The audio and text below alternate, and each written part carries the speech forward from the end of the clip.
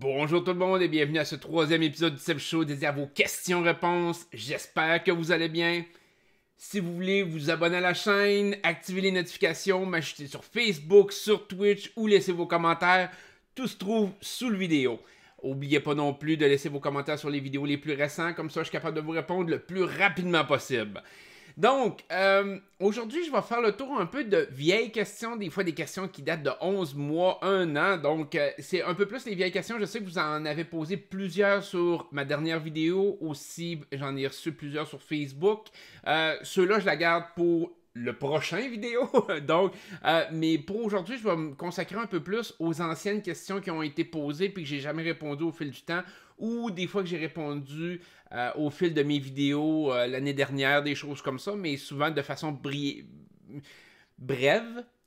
Je cherchais mon mot. De façon brève. Donc, on va commencer un petit peu avec ces questions-là. On a eu Pat Bed qui nous avait demandé l'année passée pourquoi ma passion pour la télé-réalité. Ce serait dur à dire le pourquoi. Je suis capable de dire le quand. Je suis capable d'expliquer un peu ce qui m'a passé par la tête. Mais je vous dirais que j'ai commencé à écouter la télé-réalité presque au balbutiement de la télé-réalité aux États-Unis, donc avec Big Brother 1, avec les premiers Survivor. Ça a été, aussi bien que ça puisse paraître, Big Brother 1 m'avait pas tant accroché. Survivor 1, 2 non plus. Ma passion est venue à la troisième saison de Survivor et à la deuxième saison de Big Brother. Je pense que le gros déclic s'est fait lors de la deuxième saison de Big Brother avec Will Kirby.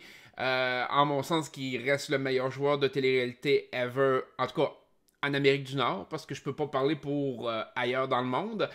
Il m'a donné la passion, mais je pourrais dire, c'était un caractère tellement spécial qui m'a fait aimer la télé-réalité. Puis j'ai bien aimé malgré tout, peut-être pas avec le recul, mais à l'époque, j'avais bien aimé la troisième saison de Survivor. Je trouvais ça beau, je trouvais ça intéressant à voir.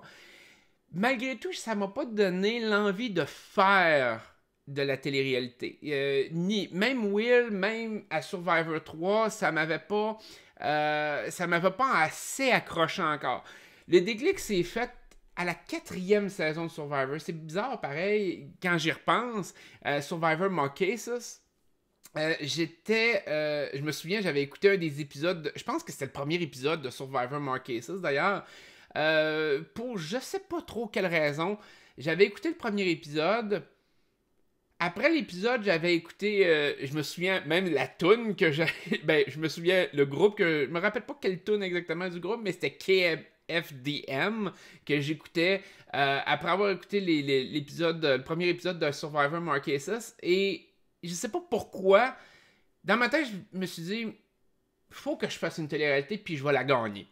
Je vais jouer mieux que n'importe qui a joué à date. Puis là, je repensais à ce que Will avait fait, je repensais à ce que j'avais vu dans les premiers Survivors. Puis je sais pas pourquoi ce soir-là, ce goût-là m'est venu, mais ça a comme cliqué. Il y a eu un déclic qui s'est fait à ce moment-là pour aucune raison particulière.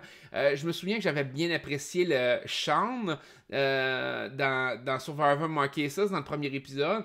Même si ça n'a pas été un joueur si marquant que ça, il n'est jamais revenu pour un All-Star ou rien. J'avais aimé sa personnalité, malgré qu'elle ne fitait pas pantoute. C'était pas le même genre pantoute que Will Kirby, entre autres. Mais il y a eu ce déclic-là qui s'est fait. Et après ça, ben évidemment, j'ai essayé d'auditionner pour Love Story 1, pour Love Story 2. Je m'étais renseigné pour les téléréalités américaines. On pouvait pas participer à l'époque, là. Donc c'était peine perdue à ce moment-là. C'est pour ça que je m'étais essayé avec Love Story. J'avais essayé les téléréalités américaines en premier, de me renseigner et tout. Donc j'avais auditionné pour Love Story 1, 2, j'ai auditionné pour le 3. Le 3, bon, j'avais fait les auditions, je m'étais rendu beaucoup plus loin dans le processus, donc, mais ça a été au 4 que dans le fond j'ai été pris. Fait on parle quand même d'une différence de peut-être 6 ans, 5 ans et demi, 6 ans, entre le moment où le goût de participer m'est venu et le moment que j'ai participé est arrivé. Donc c'est quand même un cheminement assez long, assez intense, mais pendant tout ce temps-là, j'ai embarqué à plein dans les téléréalités, j'ai embarqué à plein dans toutes les saisons qu'il y a eu de Big Brother, Survivor. J'avais commencé The Amazing Race, The Apprentice aussi. Donc, j'en parle plus parce qu'évidemment, là, c'est plus important, là. Mais oui, j'étais un fan de The Apprentice quand même à l'époque. Donc, c'était les 4 téléréalités que je suivais de façon plus religieuse à ce moment-là. Et donc, la passion en soi, ça a été plus un déclic. Je dirais, la passion est peut-être née avec Will Kirby de Big Brother. En mon sens, c'est probablement lui qui m'a vraiment donné le goût d'écouter de la télé-réalité. Mais le fait de vouloir participer à de la télé-réalité, c'est venu de nulle part. c'est vraiment venu de nulle part. Un déclic qui m'est arrivé comme ça. Donc, ensuite de ça, comme question, on a eu Bastien qui nous avait dit quand est-ce que je vais commencer mes reviews de films. Ça, c'est une question qui revient beaucoup, surtout en privé. Les gens me demandent mes reviews de films parce que j'en ai parlé beaucoup l'année passée. Aussi les trucs de politique que je voulais parler, bon, les trucs sociaux. Je reviens toujours avec le principe que je voulais expliquer de toute façon de long en large précédemment, mais je vais revenir quand même un peu là-dessus. L'intention était là. La production s'est pas passée du tout comme je pensais, fait qu'il a fallu que je retarde ça, en partie, entre autres, quand j'ai vendu ma maison, parce que lorsque j'ai vendu ma maison, j'avais, je pourrais dire, tout ce qui... J'avais un environnement pour faire, on pourrait dire, pas juste du montage, mais vraiment filmer des choses à l'intérieur. J'avais beaucoup d'espace libre aussi pour filmer. Donc, j'ai essayé j'avais le contexte pour le faire, puis pour mieux le faire. Aujourd'hui, c'est plus nécessairement la même dynamique. J'ai plus l'espace pour faire ça. J'ai plus le même environnement pour le faire. Donc, je suis beaucoup plus limité. Il est arrivé aussi plein d'autres choses qui ont fait en sorte que ça a toujours retardé. J'ai voulu apprendre aussi sur le tas, comme je l'ai fait avec Twitch, comme je l'ai fait avec YouTube. C'est long. Tout ce qui est montage, tout ce qui est décortiquer ça. J'avais pas assez de temps non plus pour vous faire des... Parce que je voulais... Pour les films, je voulais faire des reviews qui allaient parler des nouveaux films qui sortaient, mais aussi d'anciens films. Et les anciens films, c'est assez facile. Je veux dire, je peux parler de certains films que je connais bien, il n'y a pas de problème. Les nouveaux films, c'était un peu plus difficile parce que j'avais pas le temps d'aller au cinéma. Ou du moins pas d'une façon régulière. Fait que là, j'étais comme, ouais, ok, comment que j'arrange ça? Comment que... Puis j'ai jonglé un peu avec ça, mais principalement, c'est le manque de temps. C'est aussi simple que ça. Quand je vous parle de télé-réalité, quand je vous fais des vidéos comme je le fais là, c'est assez simple. Je fais une vidéo, je tourne, peu importe comment que ça vire, généralement je garde le vidéo d'origine ou en tout cas, des fois je recommence si je vois que j'ai accroché beaucoup au début, mais c'est assez simple. Tandis que quand je commence à tomber sur des trucs de films, je l'ai essayé, que là, il faut que je rajoute des images, que je pense à comment je vais le faire, que j'écrive un peu on pourrait dire un storyboard ou une maquette de ce que je vais dire, de ce que je vais expliquer, sur quel sujet je vais emmener le film. C'est plus complexe, en mon sens, et j'aimerais ça couvrir le film complètement, puis vraiment peut-être parler des raisons pourquoi que l'auteur, que le producteur, que le réalisateur ont fait tel choix, en quoi la logique, la psychologie derrière certains personnages est bonne ou mauvaise. Est-ce que la logique du film se tient, même si c'est un film fantastique, peu importe. J'aimerais décortiquer ça de cette façon-là, et ça demande beaucoup plus de travail que de décortiquer Occupation Double, mettons, ou XOXO, c'est encore pire. XOXO, Occupation Double, souvent, je suis capable de rentrer dans une vidéo et de vous faire un speech juste avec ce que j'ai vu, puis avec les petites notes que je prends. Un film, c'est pas tout à fait la même chose, puis je trouve que c'est plus difficile de faire ça, puis d'y aller juste un review bien improvisé. On pourrait dire ça de même. Pour la politique, pour les sujets plus sociaux, c'est encore pire. Parce que expliquer un phénomène social est pas aussi évident que d'expliquer une télé-réalité ou même un film. la société est bâtie sur un système qui est très, on pourrait dire, gris. C'est pas noir ou blanc. Il y a beaucoup de gens qui analysent la vie, la société, les politiciens, les politiques mises en place, l'immigration ou autre, comme noir ou blanc. C'est tout un ou tout l'autre. Mais il y a tellement de nuances que tu peux pas arriver puis faire une vidéo garrochée avec quelques idées puis on fait comme putain c'est ça. Tu sais, je veux pas être je vais dire ça de même, mais je veux pas être un Éric Duhem, là, tu sais, un gars qui a déjà sa pensée préfaite, qui balance ce qu'il pense sans trop vérifier l'autre côté. Je veux, si on fait, exemple, un truc politisé, social, je veux que ça soit nuancé, je veux être capable de vous expliquer les deux côtés, je veux être capable de vous dire, ok, ben oui, telle chose, les gens ont peut-être raison sur tel aspect, mais ont peut-être tort sur tel aspect. Donc, quelque chose de beaucoup plus nuancé, de beaucoup plus objectif. Les médias à l'heure actuelle ne sont pas objectifs. Je veux dire, combien de gens que je vois sur Internet qui publient des trucs qui sont soit des faux, soit biaisés à fond, soit que bon, quand je dis faux, c'est inventé de toutes pièces, c'est un peu la même affaire. Puis ils font parce que ça fit avec leur idéologie. Ils croient parce que ça fit avec leur façon de penser, mais ils se renseignent pas par rapport à c'est-tu vrai, c'est pas vrai, et est-ce que toute l'information s'y trouve.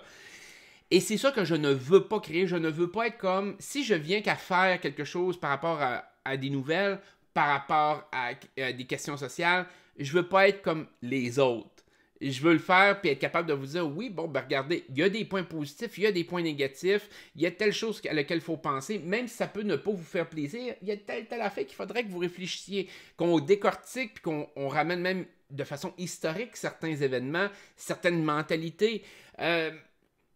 Et ça prend énormément de préparation, beaucoup plus que tout le reste. Donc, oui, j'y travaille, oui, j'y pense, j'essaie de regarder comment mon format serait, la durée que ça pourrait prendre, est-ce que je le fais live, est-ce que je le fais en vidéo comme je le fais là. C'est toutes les questions auxquelles j'essaie de répondre. Et c'est aussi les tests que je fais en arrière de tout ça, de dire, c'est-tu pertinent, ça ne l'est pas, ou est-ce que je vais me planter avec ça? Je pense que ça fait le tour de la question de mes autres projets par rapport à la chaîne YouTube, là. Puis par rapport à mon Seb Show. Fait que c'est quelque chose que je veux faire le plus rapidement possible. L'année passée, je pensais que ça allait être beaucoup plus rapide. Finalement, ça allait traîner. Il a fallu que j'éparpille mes énergies. Donc, cette année, je veux pas vous faire de fausses promesses. Je veux pas non plus, tu sais, étirer ça. Fait que pour l'instant, je dirais que c'est ça à glace parce que j'y travaille. Quand ça va être prêt, puis quand je vais me sentir à l'aise de vous faire des vidéos de tout ça, je vais vous les faire. Mais je vais vous tenir au courant, ça c'est certain. Donc, ensuite de ça, on a eu Noir Métallique qui m'a demandé si j'ai déjà pensé à devenir humoriste. La réponse est non. En fait, y penser c'est une chose, mais je sais que non. Je serais un très mauvais humoriste. Ça paraît peut-être pas comme ça parce qu'il y a des gens qui font comme « Hey mon Dieu, tes vidéos sont crampantes. » Ok, peut-être, mais je serais pas capable de monter un show d'humour. Je suis quelqu'un qui, dans la vie quotidienne, est très noir. J'ai une mentalité très, je pourrais dire, j'ai une vision de la vie très critique. Donc, j'aime critiquer les choses, j'aime décortiquer et je suis beaucoup plus philosophique que humoristique. Ça paraît peut-être pas dans mes vidéos que je fais par rapport à Occupation Double ou X ou ça parce que j'amène mon côté philosophique dans quelque chose qui est pas censé l'être. Fait que c'est comme le conflit des deux. Mais être capable d'écrire une blague, oubliez ça, je serais pas capable. J'ai de la misère à me souvenir d'une blague que quelqu'un m'a racontée 5 minutes avant. Je suis pas comme ça. Improviser, puis être drôle en improvisant, ok, peut-être, sur certains sujets. Mais même à ça, je décortique trop les choses. Et les humoristes, présentement, ont un style, du moins la tendance des humoristes actuels, ont un style que je n'apprécie pas. Je n'écoute pas les humoristes québécois parce que je n'aime pas cette tendance-là à toujours pousser dans le, je pourrais dire dans le plus trash. Il y a plus... moi, j'étais beaucoup plus de la mentalité des anciens humoristes ou que la mentalité était plus philosophique, que c'était plus réfléchi comme humour. Un des meilleurs exemples, un des humoristes que j'ai adoré, puis je ne l'ai jamais vu en spectacle malheureusement, mais c'est Pierre Légaré. Pierre Légaré avait une vision très philosophique, puis quand il faisait des blagues, c'était drôle, mais ça faisait réfléchir. Malgré tout, je serais pas capable d'écrire ce genre de blague-là non plus. Euh, Ça vient naturellement, puis souvent, des fois, quand je fais rire, j'ai des images en tête, je fais rire du monde avec quelque chose que j'ai dit ou que j'ai improvisé sur le coup. Tout le monde, hey mon Dieu, faut que tu racontes ce joke-là plus tard. Puis je suis plus capable de la raconter après. Elle est plus drôle après. Fait que c'est pour ça que je vous dis, côté humoriste, oubliez ça. J'ai aucun avenir là-dedans. J'ai pas les capacités. Je trouve formidable qu'il y a des gens qui sont capables d'endosser ce rôle-là puis de faire rire les gens de façon quasiment naturelle. Moi, il faut que ça vient avec l'improvisation. Je serais pas capable d'écrire des textes ou de bâtir des textes humoristiques. Je suis très dramatique dans ce que j'écris, dans les choses que je peux penser. Je suis beaucoup plus noir, comme je vous disais tantôt. L'aspect humoristique, j'ai bien de la misère. J'ai écrit plusieurs choses dans ma vie, plusieurs écrits, plusieurs ouvrages que j'ai développés. Puis l'aspect que j'ai beaucoup de difficulté, c'est d'amener de l'humour là-dedans. Puis je me dis, il faut que j'en emmène. Ça me prend du temps à emmener de l'humour. Je serais très mauvais humoriste.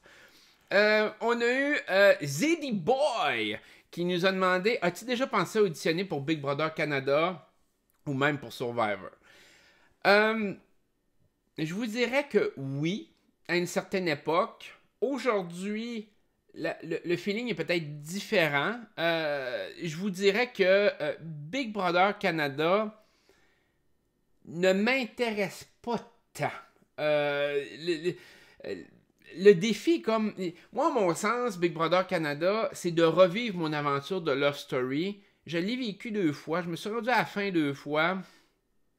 J'ai l'impression que il n'y aurait rien de neuf à apporter. J'aurais pu...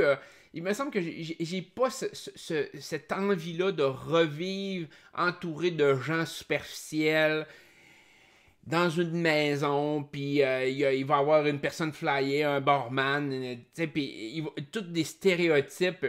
Je sais pas, même si je n'ai qu'à gagner, je trouve que le prix n'est pas assez intéressant non plus, rendu à ce stade-ci, malgré que oui, il peut être intéressant, mais je veux dire, pour me retaper ça, je sais pas, l'envie serait pas là. L'analyser, ça pourrait être intéressant. Analyser le concept, même être panéliste sur un show comme ça me ferait super plaisir. Mais Big Brother Canada, ça m'allume pas. C'est pas un défi qui vient me chercher à l'heure actuelle. Survivor, ça, c'est une bête complètement différente. Survivor, c'est une ambiance, un contexte puis un jeu qui dépasse les limites de ce que j'ai fait. Est-ce que ça pourrait être intéressant? Oui. Oui. Sincèrement, il y a un côté de Survivor qui peut être intéressant. Il y a différents types de personnes, sauf que je pense qu'il faudrait que je me remette beaucoup plus en forme. J'ai quand même été blessé beaucoup dans les dernières années. Le dos, les jambes, et je me sentirais peut-être pas à l'heure actuelle à la hauteur d'être performant. Oui, je pourrais faire le sneaky, de jouer un peu plus sale, de faire autre chose, mais j'aimerais quand même être en forme et ne pas me blesser tout de suite en partant ou peu importe. Je voudrais mettre les chances de mon côté. C'est un peu plus ça que je pourrais dire là-dessus. Donc, si ça arrive un jour, si l'envie est là, que le contexte est là, que plein d'éléments sont réunis pour dire « Oh, je participe », ben, je vous dirais que je vais prendre ma décision sur le coup de l'impulsion, ça va être impulsif à ce moment-là, mais on verra avec le temps. Fait que, je dirais que c'est ça. Mis à part ces deux-là, je pourrais vous dire, il y a peut-être Amazing Race qui pourrait être intéressant. Je trouve que là, présentement, j'aurais pas une deuxième personne avec qui compétitionner, de dire, ok, tu sais, je suis plus un on l'a vu un peu dans Lost Story 6, j'aime jouer en solitaire. J'aime, quand j'ai une alliance ou quand j'ai quelqu'un, j'ai l'impression d'être toujours limité dans ce que je peux faire parce que ça a une répercussion sur les autres avec qui je joue. Et je pense que j'aime Amazing Race, j'aimerais ça, mais je sais pas si je serais bon dans ça. C'est un peu le contexte. Faudrait que j'aille une personne qui est aussi craquée que moi là-dedans pour participer à ça. Est-ce que ça peut arriver? Peut-être pas. Bon, à court terme, je vois pas ça possible. Sincèrement. Fait que ça fait le tour un peu des 3 téléréalités qui pourraient être intéressantes, là. Mais oui, c'est ma vision un peu de ça. J'ai eu des questions, j'en ai eu souvent de ça, de dire Hey Seb, as-tu des infos privilégiées sur des shows de TV, sur des affaires qui peuvent se passer, sur des trucs que. La réponse est généralement non. Ça arrive, mais quand ça arrive, je donne pas l'info pareil. Pour plusieurs raisons.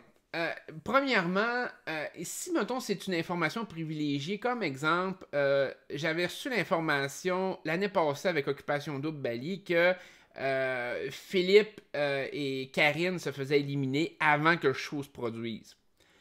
Ça avait couru, mais tu sais, j'avais eu l'information quand même assez tôt. Mais je ne voulais pas que cette info-là influence ce que j'allais dire dans mes vidéos.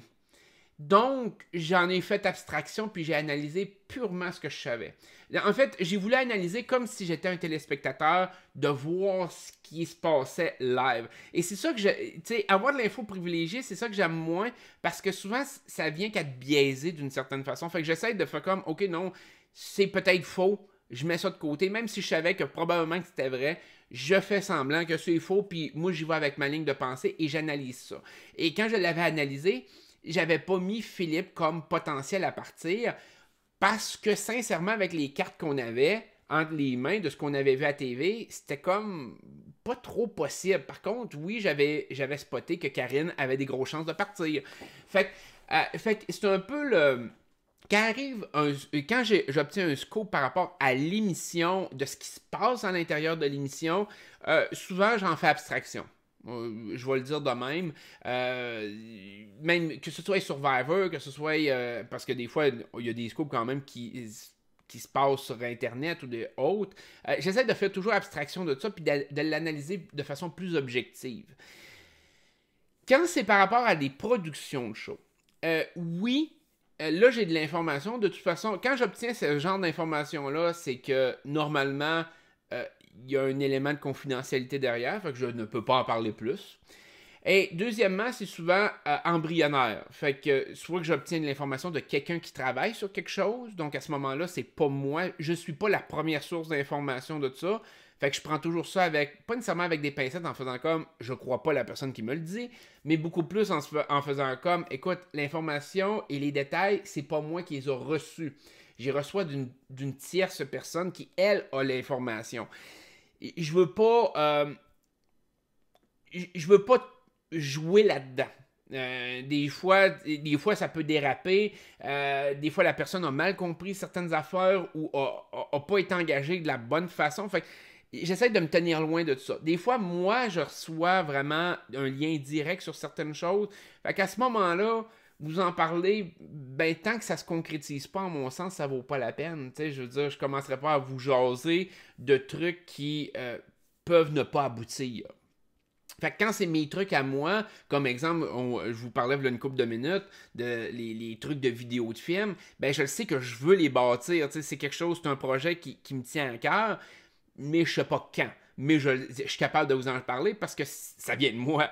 Mais quand ça vient de quelqu'un d'autre ou que c'est des productions autres qui sont dans un autre univers, je pourrais dire, là, qui sont plus professionnels, ben à ce moment-là, il peut toujours avoir un risque de s'ouvrir la trappe et de finalement que la production ne voie même pas le jour, puis que finalement, il y ait un démenti sur le fait que ça n'existe pas, puis que finalement, c'est la personne a inventé ça toute pièce. Je veux pas embarquer là-dedans.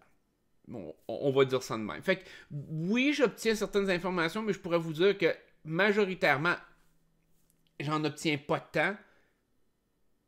C'est très rare. Et même si j'en obtenais, fort probablement que si c'est fait sous sur une confidence de quelqu'un ou sur quelque chose d'anonyme, on pourrait dire, que moi je le sais, mais tu sais, que la personne me demande de me taire là-dessus, ben je le dirai pas parce que je veux respecter cette, cette façon de faire là. C'est un peu la façon journalistique de protéger ses sources puis de protéger ses choses. Puis quand je vois que ça vaut pas la peine d'en parler, j'en parle pas. Tout simple que ça. Fait que de me demander de l'info, hey, tu sais-tu c'est qui va partir en fin de semaine ou n'importe quoi, je le donnerai pas plus d'informations. Même si je l'ai, puis généralement je l'ai pas. Fait que ça fait le tour un peu de ça. J'ai eu, il y a eu CDVA, il y a eu Alexandre Préfontaine aussi qui m'avait demandé, puis plein d'autres, est-ce que le retour du LOF est possible? Est-ce que Love Story peut revenir? Si j'ai des nouvelles à cet effet-là, pour y travailler ou autre, bon. Je vous dirais que dans le contexte actuel, un retour du LOF serait extrêmement surprenant. Pas impossible, mais extrêmement surprenant. La raison, c'est que depuis le retour d'Occupation Double, si Occupation Double était revenu à TVA, je vous dirais que le retour du LOF aurait peut-être été possible pour compétitionner, pour faire différent, pour amener une nouvelle vision. Mais dans le contexte où ce qu'Occupation Double est à V, les productions J ont une mainmise assez forte par rapport à V-Télé à l'heure actuelle. Ils ne voudront pas avoir un show qui compétitionne avec le leur venant d'un autre compétiteur, parce que ça serait une autre maison de production qui la ferait, évidemment.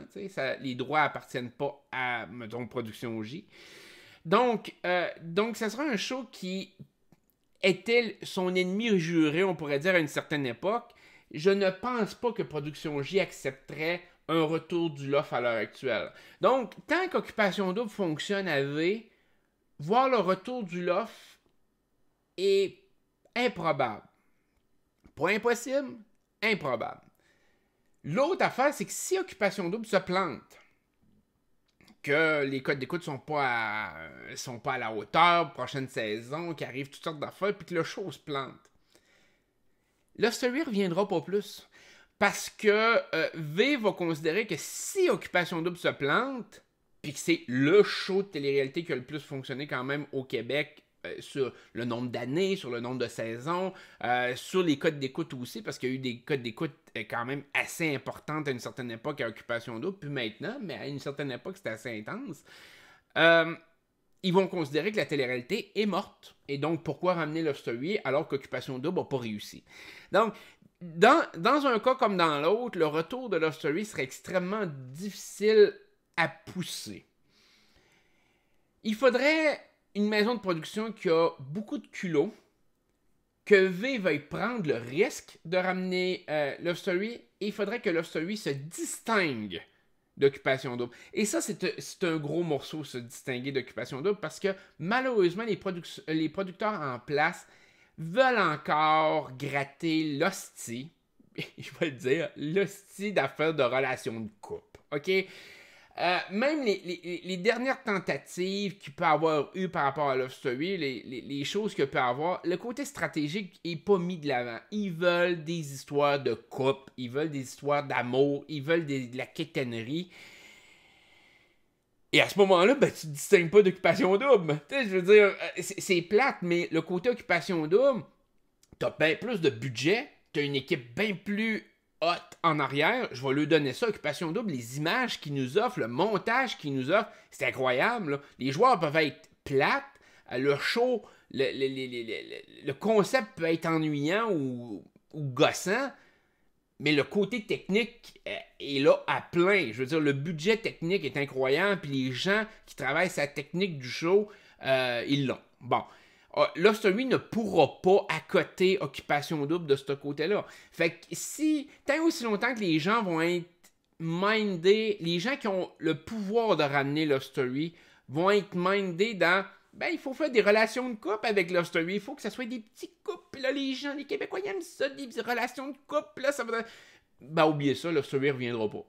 Si vous emmenez un love story où ce que c'est vraiment ultra stratégique, là ça se distingue, là ça pourrait peut-être intéresser V de ramener le concept, et peut-être que là à ce moment-là, Julie Snyder, entre autres, ben je dis Julie Snyder, je prends toujours Production J. Production J ne verrait peut-être plus Love Story comme un compétiteur direct.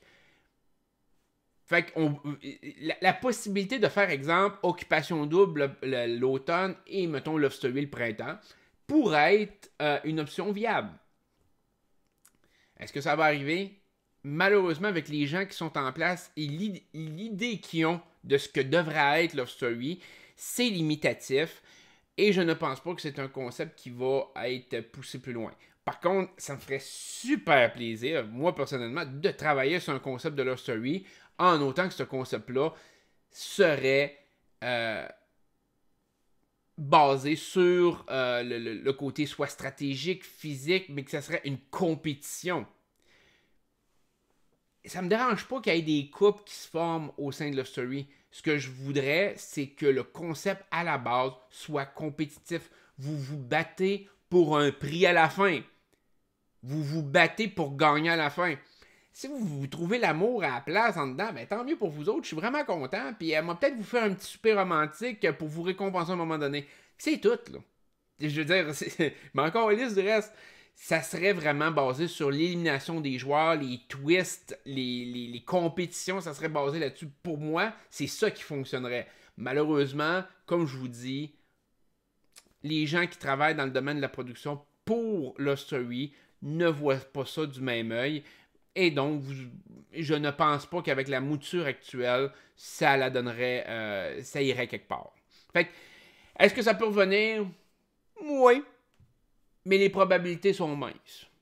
Très minces. À court terme, à moyen terme, c'est très très mince. Mais on ne sait jamais. Donc, ensuite de tout ça, bon, on m'a posé la question souvent, mais surtout l'année passée. Cette année, je pense que le monde ont quand même trouvé pas mal les sources, mais on m'avait demandé s'il y avait des plateformes où réécouter Love Story. Oui, il en existe. Moi, j'ai été mis au courant l'année passée, en 2018. Il y a des gens qui ont mis les épisodes sur YouTube. Il y a, je pense, sur Dailymotion. Il y a eu plusieurs plateformes où il y a des épisodes du Love qui se sont retrouvés. Des saisons complètes même.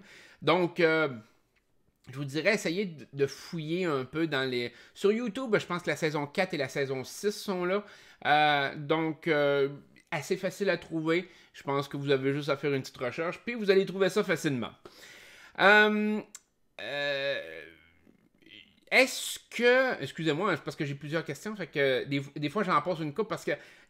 Autant que je prends des fois pour répondre à certaines questions, puis là, je spot certaines questions, puis je me dis, oh man, juste cette question-là, ça va me prendre 15 minutes d'y répondre. Je vais peut-être la skipper puis la mettre dans le prochain vidéo, tu sais. C'est pour ça que je fais le tour des questions. Il y a des questions que je sais qui se répondent vite, il y a des questions qui sont plus longues à répondre. Est-ce qu'ils peuvent donner plus d'argent à un joueur qui peut donner un show? Donc, la question qui avait été posée, c'est est-ce que la production pourrait faire en sorte qu'un joueur, puis je pense que ça avait été posé dans le temps de Michael à Occupation Double, est-ce que la production pourrait donner plus d'argent à un joueur en disant, ben là, fais ça. Logiquement, il pourrait le faire, mais généralement, la production ne cherche pas à faire ça.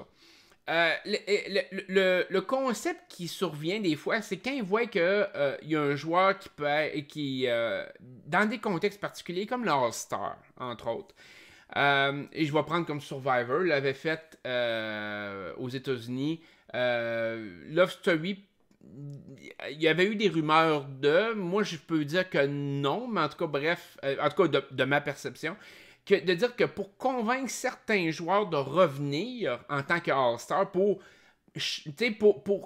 donner de l'intérêt aux téléspectateurs, ben, soit qu'ils grossissent les prix, soit qu'ils grossissent les salaires de base, soit ils grossissent certaines affaires pour amener des joueurs que le public connaît déjà. Ça, Survivor l'avait fait en faisant au premier All-Star. Je pense qu'il avait doublé tous les lots pour que justement les joueurs soient intéressés. Fait comme, oh man, juste d'y aller, ça devient profitable pour moi. Même si je gagne pas à la fin, je vais faire du cash en maudit juste en étant là. Ici au Québec, j'ai pas l'impression que c'est arrivé. Et pour donner un show, non, parce que, justement, malgré tout, c'est pas si stagé que ça. Les shows de télé-réalité, les gens pensent que c'est bien stagé, que la production contrôle beaucoup de choses, mais la production fait pas vraiment ça. La production choisit des joueurs qui ont l'air hors normes, puis ils balancent dans l'aventure en espérant que ça donne quelque chose. Donc c'est plus un casting qui se fait que d'arriver puis vraiment dire à un joueur de faire quelque chose en particulier. C'est très, je pourrais dire, c'est très isolé, du moins de mon expérience et de ce que j'ai entendu, c'est très isolé les causes que la production intervient directement auprès d'un joueur ou d'un groupe de joueurs. Et c'est surtout extrêmement rare que c'est fait pour changer la donne dans le jeu. C'est fait des fois pour des compétitions, pour certaines affaires. Je vais prendre un exemple, un cas qui m'est arrivé dans le celui 4. Donc, l'événement du, on pourrait dire, du cercueil où j'ai été enfermé dans une boîte. Le maître m'a invité au confessionnal ce soir-là. Et le maître m'a offert d'y aller. C'était pas une obligation. Il m'a dit, c'est une belle compétition, tu peux aller te battre pour un prix, tu peux aller te battre pour les autres joueurs, mais tu vas perdre un peu de temps d'antenne en le faisant. Ou tu peux y aller, ou tu peux ne pas le faire, puis à ce moment-là, ça va être comme ça. J'ai eu la sensation qu'il y avait un plan B, eux autres, dans leur tête. Moi, le plan B m'a jamais été dit, mais on m'a offert le choix. On l'a jamais vu à la télévision qu'on m'a donné ce choix-là. Mais ça, c'est un peu une interférence de la production dans le sens de, ben écoute, nous autres, on pense que ça peut être le fun pour toi de participer à cette compétition-là, mais t'es pas obligé. Fait que, mais la décision était quand même entre mes mains. Quand ça a été présenté à la télé, ça avait l'air d'être une règle, puis que moi, j'ai suivi la règle du maître. Fait que, est-ce que c'est vraiment de l'interférence? D'une certaine mesure, je dirais oui, mais minime. Je pense que dans le Love 4, ils considéraient que j'étais un joueur quand même d'impact, j'étais un gros joueur. Ils voulaient pas nuire à mes chances avec une twist de même, parce que, qu'on le veuille ou non, la compétition de la boîte m'enfermait, puis j'étais complètement isolé des autres, là, je veux dire, puis ils savaient pas combien de temps que j'allais rester là. Fait que ça pouvait nuire à ma game. Ça pouvait me nuire directement parce que moins de temps d'antenne, moins que le monde me voyait, moins... Fait que, ils m'ont donné le choix. Je trouvais ça juste. C'est pas une grosse interférence. Fait que moi, j'ai l'impression que quand la production interfère, c'est un peu plus dans cette optique-là. Donc, de dire qu'ils vont payer plus un joueur pour faire ça, sincèrement, je le vois pas parce que, justement, ça va avoir l'air trop stagé. Puis, sincèrement, les productions de télé-réalité ont peur vraiment beaucoup de se faire dire que c'est stagé. Ils préfèrent faire du montage, ils préfèrent mettre des twists, un peu comme Occupation Double le fait, mettre des twists pour emmener le jeu où ce qu'ils veulent, mais pas interférer auprès des joueurs, parce qu'en interférant auprès des joueurs, au bout de quelques années, un peu comme moi, au bout de quelques années, les joueurs peuvent parler, ils peuvent raconter les histoires, et à partir du moment que le joueur sort, peut parler puis il dit ben finalement c'est stagé, le monde ne croira plus puis le monde va arrêter de l'écouter. Ils veulent pas ça. Ils veulent pas arriver puis briser ce moule-là parce que c'est quand même un show qui fait du cash. C'est un show qui fait bien de l'argent. Fait qu'ils veulent pas se faire dire que finalement tout était stagé ou que la production contrôlait le jeu. Non, ils laissent les joueurs aller puis à ce moment-là, ils mettent des twists pour essayer de soit pimenter le jeu, soit d'arriver puis de créer la situation que eux veulent. Ça arrive, mais ils influencent pas vraiment les joueurs en tant que tels. Des fois, ils font un peu un message subliminal. Ils peuvent prendre un joueur, entre autres, comme dans Occupation Double, quand ils posent des questions, on le voyait, là, le système de questions. Le système de questions, c'est oui pour des images pour la télé, mais c'est aussi pour envoyer des messages subliminaux aux joueurs. Comme par exemple de dire à un joueur, tu penses-tu que, mettons, Juliane pourrait s'intéresser à toi? Là, mettons, le joueur au début fait comme, ben non, je vois pas, pourquoi que... Ouais, mais quand Juliane a fait telle chose au party, t'as pas perçu que peut-être Juliane pouvait s'intéresser à toi? Et là, en faisant ça, là, le joueur, ça y trotte dans la tête, là. Là, c'est comme, Ah ouais, j'avais peut-être pas vu ça de même. Et là, c'est un peu un message subliminal qu'on met dans la tête du joueur. Et là, le joueur va peut-être se risquer au prochain party à aller jaser, à créer de la merde, à faire n'importe quoi. T'sais.